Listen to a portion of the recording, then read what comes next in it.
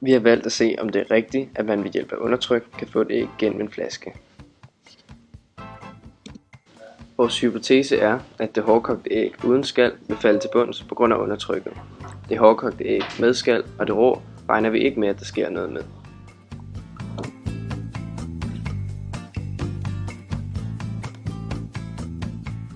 Til vores forsøg skal vi bruge forskellige ting.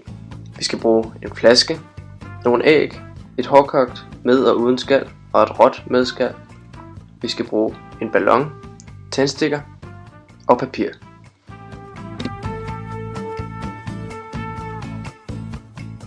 Vi starter forsøget med at vise vores kontrolgruppe, som er et hårdkogt æg uden skal oven på en flaske. Og som I kan se, vil ægget ikke falde ned af sig selv, da der ikke er noget undertryk i flasken. Nu vil vi prøve at få det hårdkogte æg uden skal ned i flasken ved hjælp af undertryk. Det vil vi gøre ved at varme luften i flasken op, i dette tilfælde ved hjælp af et stykke papir, som vi sætter ild til. Derefter lægger vi papiret ned i flasken og sætter ægget på flaskeåbningen. Ilden fra papiret vil varme luften op i flasken, så luften stiger til værs og afstanden mellem luftmolekylerne udvides, hvilket vil resultere i, at noget af luften stiger ud i toppen af flasken. Når luften så bliver kølet ned, vil luftmolekylerne så trække sig sammen igen, så der skabes et vakuum eller et undertryk, som suger ægget ned i flasken.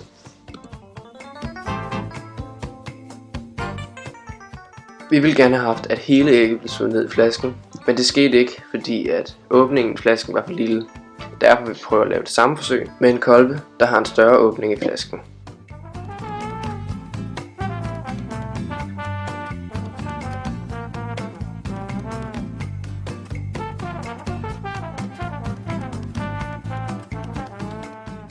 Her kunne man tydeligt se, at ægget blev suget ned, og det var muligvis på grund af, at vi valgte en flaske med en større flaskeåbning.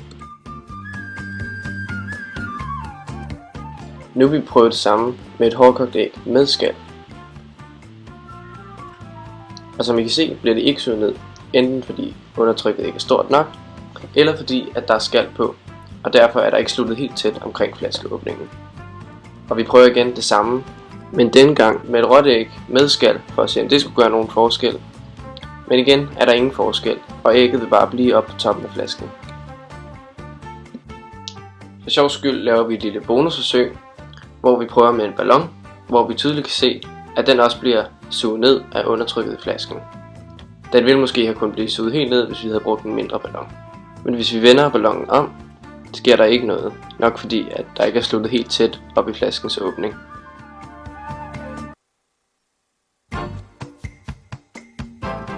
På baggrund af vores forsøg kan vi så konkludere, at det er muligt at få ægget ned i flasken ved hjælp af undertryk. Dog har vi måttet ændre lidt i vores forsøg. For eksempel skulle vi gå fra en flaske med en mindre flaskeåbning til en med en større åbning, for at det var muligt for os at få ægget ned i flasken.